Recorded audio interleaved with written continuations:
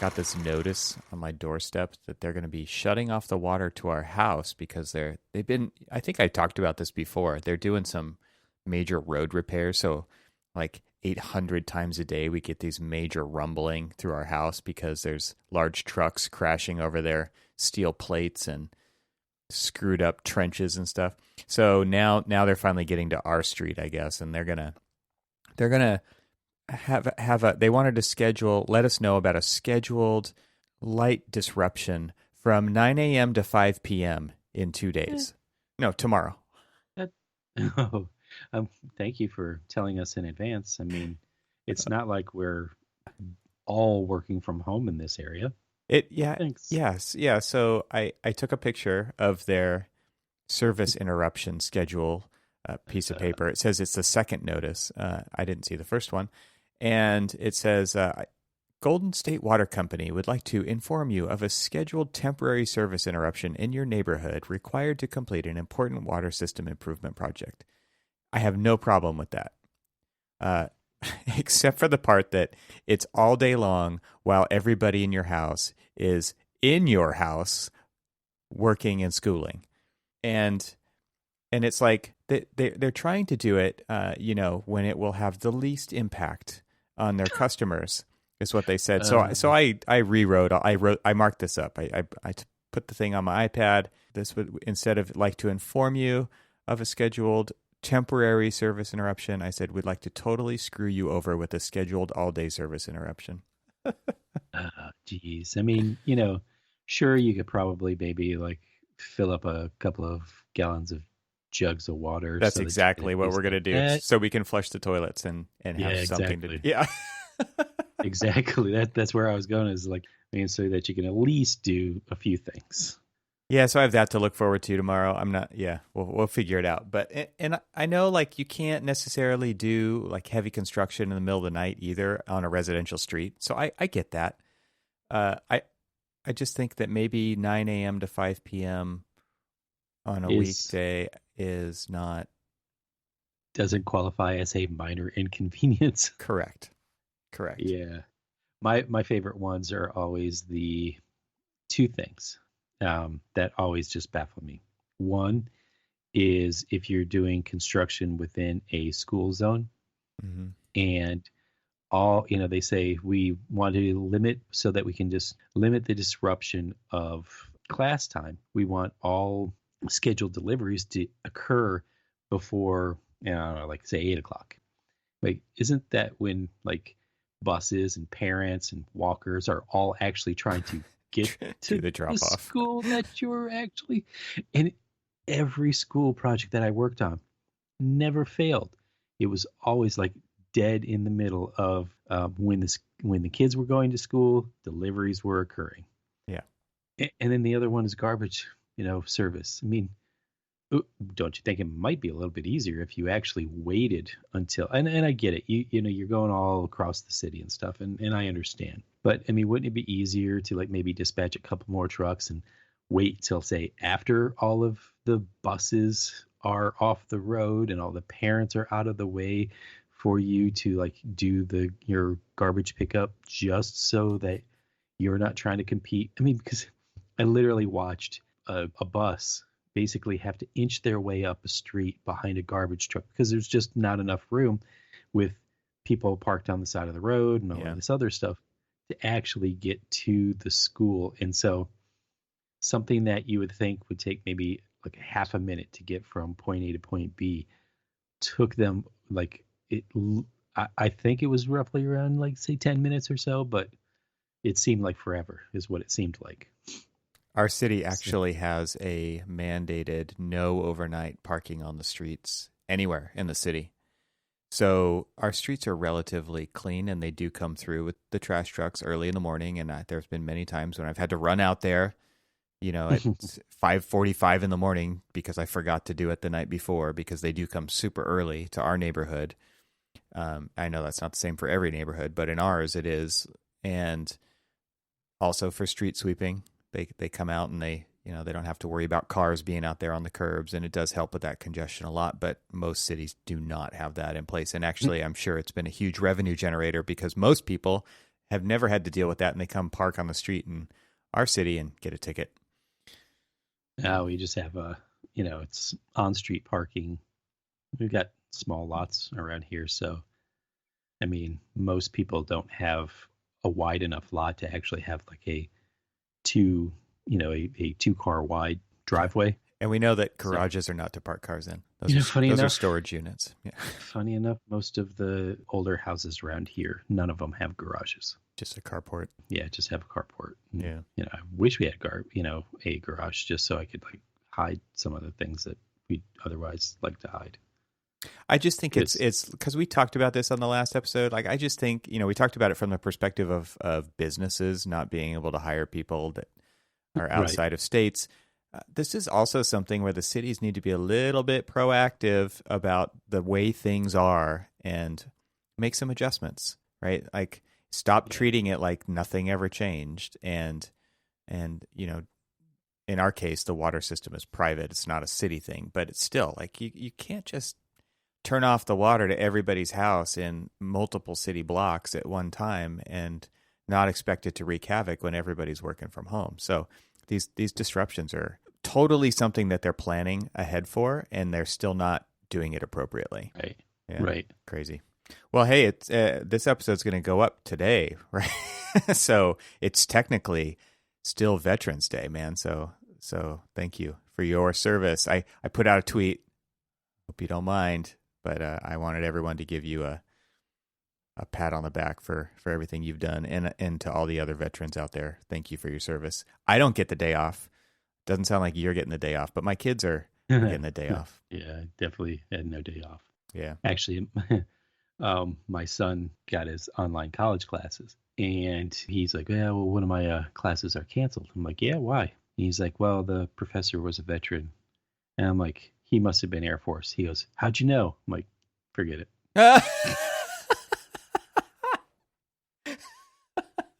Okay, so, oh man, it's so funny how there's this rivalry. Oh my gosh. Yeah. So actually, what's funny is another guy on my project team, he's a veteran as well, and got onto a call early before everybody else popped on, and we're talking about it. He's like, all right, so real talk. Let me ask you a question. When somebody comes up and says, thank you for your service, what do? I'm like, even to this day, I don't really know. It's a compliment. You just say thanks. That's all you say. But most everybody that I know, veteran-wise, I mean, yes, I guess the thing is, well, you're welcome kind of thing, or you're worth it is another one that I've heard more recently. We just don't really want to sound so disingenuous about the thing that we're just like, okay, it's just like, yeah, I don't know why it is, but I mean, and I seriously say that this is like at least 50% of my veteran friends don't know how to like respond to it. We just say, all right. Yeah. Kind of bashfully look the other way. No, man, it's easy, right? You just say, thanks for saying that. That's it. Like, you don't even have to say you're welcome, because I get it. Like, it does feel kind of weird saying that, but I learned a long time ago and my parents didn't teach me this. It was actually a coworker taught me this. And they said, I just gave you a compliment. Say thanks, right? And it was like, oh, that's obvious, because I had a similar response to a compliment that you just had, and it's just kind of like you don't know what to do with it. It's awkward and he's like, no, you just say thanks. That's it. Move on. But when someone pays you a compliment, like, acknowledge it, right? Don't go into the calm lag of silence. That would be Anyway, well, thank you for your service, Cormac. No, thanks. Yeah. Thank you. Yeah. No, I mean, I was wondering do you have because you actually did serve, like you went over, like, explain to the listeners what you did, what you went through. 9 years in the Army, 5 years active, 4 years National Guard. It's technically considered 3 tours, but really it's only 2, because Desert Shield, Desert Storm, and Operation Determined Resolve. So I think total of 18 months in combat service, Patriot Missile Crew Chief. Many of the Patriot missiles were actively involved in Desert Storm to as a anti-missile deterrent, even though we are not technically, we are anti-aircraft, not anti-missile, but now the whole system has been retooled to be both anti-aircraft and anti-missile. So A little more proactive there, yeah. a little proactive. I mean, because there's actually my very first paper that I wrote coming out of, we had to find an article to basically either defend or I don't know, whatever. What's the opposite of defend? Protect? Well, Go no, on the it's just like offense?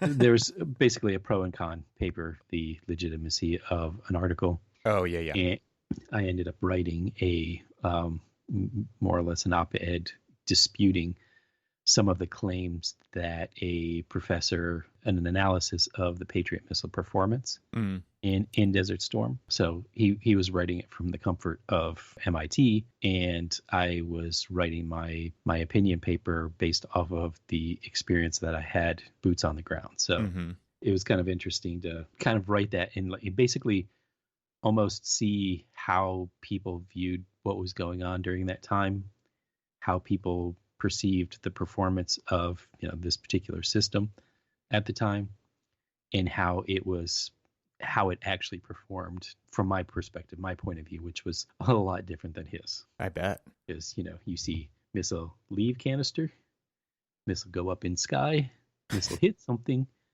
big explosion, rain down of debris. That felt pretty accurate to me. Yeah. And then Geez. he was contending that it wasn't as accurate as published, and because of Kobar Towers and a couple of other places where the warhead or the fuel tank made impact with the ground. And without getting too long, deep-winded and all this other stuff, the Scud D missile that was used in Desert Storm, pretty sure it was Scud D, but getting old. It's been a long time.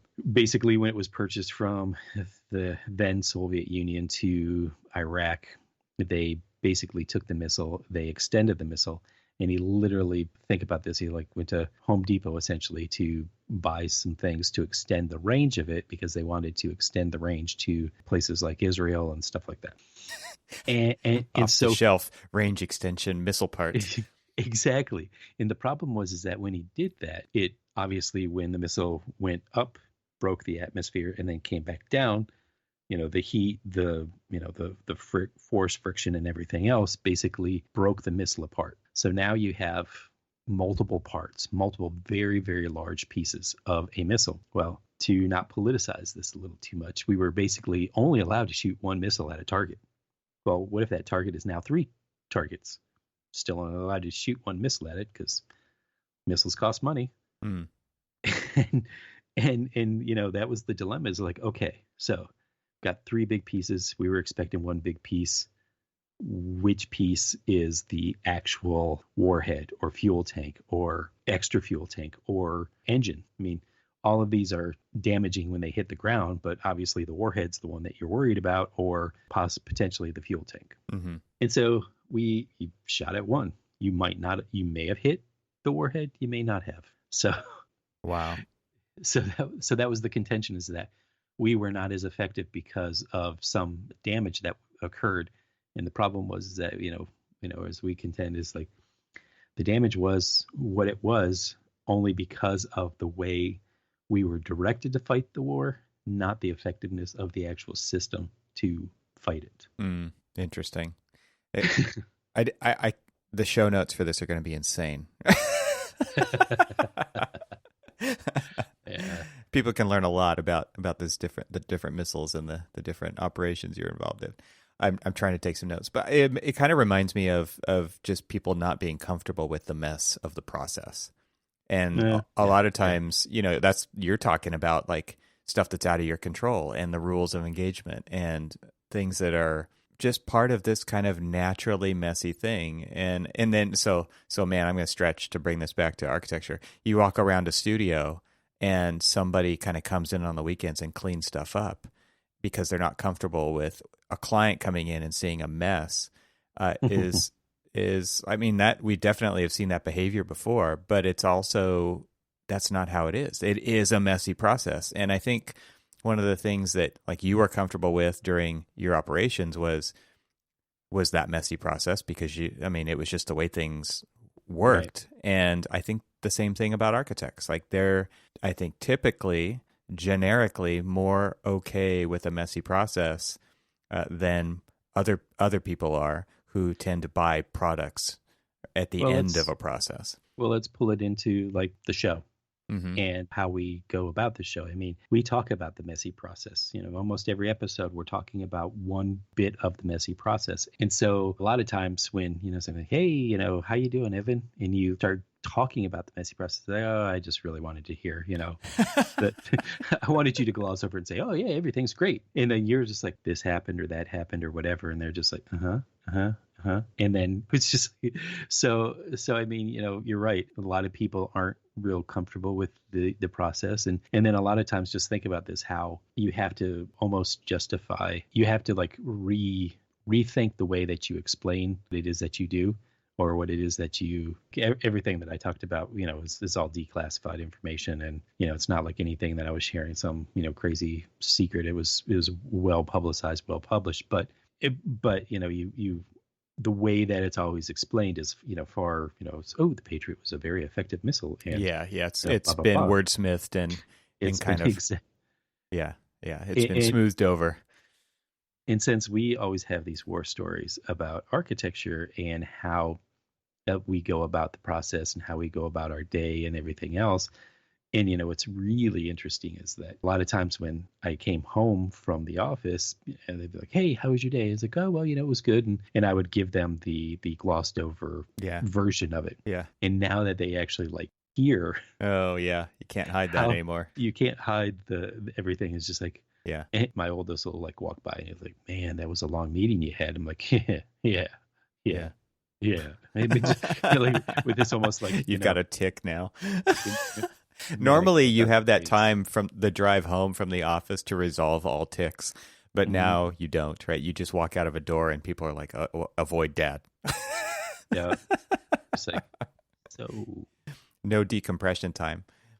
Yeah, we talked a couple of episodes ago about award season, and there's an award ceremony coming out tonight. We found out one of the projects that I worked on last is going to receive an award. We don't know what that award is yet, so fun stuff. And friend of the show, Brett Levitt, is also, we worked together on that project, so we were chatting a little bit about it. And, thinking about these war stories about architecture and thinking about the award ceremony is just kind of like that final version. And it says so little about the project and what you went through to conceive of it and make it real. And there's so many good stories in there that nobody who visits that building will ever know about. And those are some of the best stories, right? The thing about this project in particular, and you're aware of this one, it's that math and science building that we did. Mm-hmm. And you saw it early on during its kind of conceptual design phase. And then we did some various check-ins over the years as it went through development and actually got built. And like that was just, there's so many fond memories of that process. And I think that's one thing that keeps architects going, right? Is number one, we're not afraid of that messy process. And number two, like there's just so many good things that happen. There's so much that is learned. There's so much insight that you derive from your clients and your clients' clients. And they are kind of eyes opened to a new world that they've never experienced before by being kind of directly involved in that process that most people don't get to go through, at a larger scale.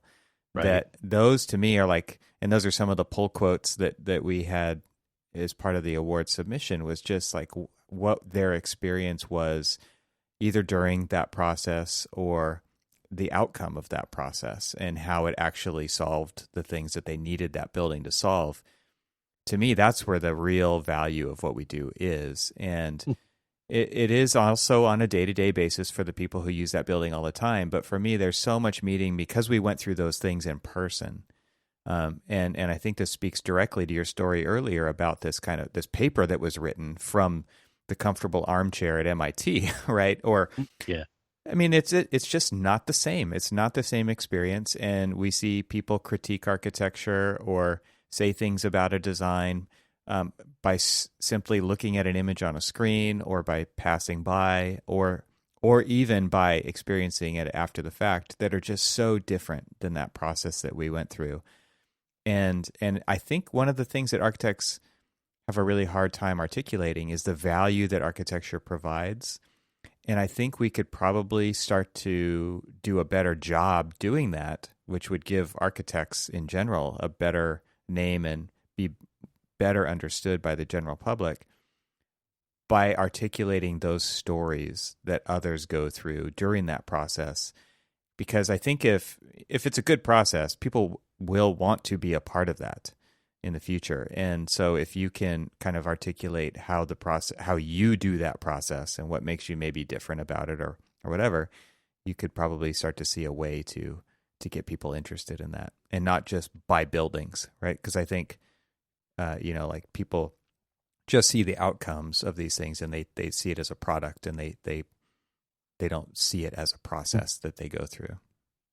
So it reminds me of a story. So after Punch was done and everything else for a building that I finished up just before my current project, I was out on site just taking some photographs. So no one there knew who I was, because these are the occupants that were not involved with the process. And so it was virtually, I won't say virtually empty, but it was mostly empty. There was a couple of contractors, walking through, a few professors and things like that moving in, some other administrative people. But then there was a tour going through, and to sit there, I was sitting in the lobby common space and just listening to just the comments that people were making. It's like, oh, I wonder why they did this, or oh, this is really lovely, or oh, what was that choice about, kind of thing. And it is so interesting because, I didn't really criticize them. It's just, you don't know. But what it did was it kind of drummed up my memories of why some of those decisions were actually made, and why it does look like that, or like, this decision, like, what did the hell did they do here? And I'm like, if you could just only imagine everything that it took just to get it to look like that, because the alternative would have been, disastrous if, like, I would have followed through with this or that. And so it always, like, interestingly drums up all of these, like, in the tie it into how we started, in the foxhole moments when you had to react to something, whether it was during the design process, during the construction process, or a miscoordination of things, when it was actually being installed. And so it's like, oh, hey, because I was thinking about one, in fact, I was sitting right next to a detail that, we had to lower this kind of like gyp wrap underneath the stairs, because rather than them going through, we showed clearly in the drawings, and even in the shop drawings, that they would core through the wide flanges and run all of the piping for the sprinkler system down through, all of these kind of like perpendicular supports for the stairs. Mm-hmm.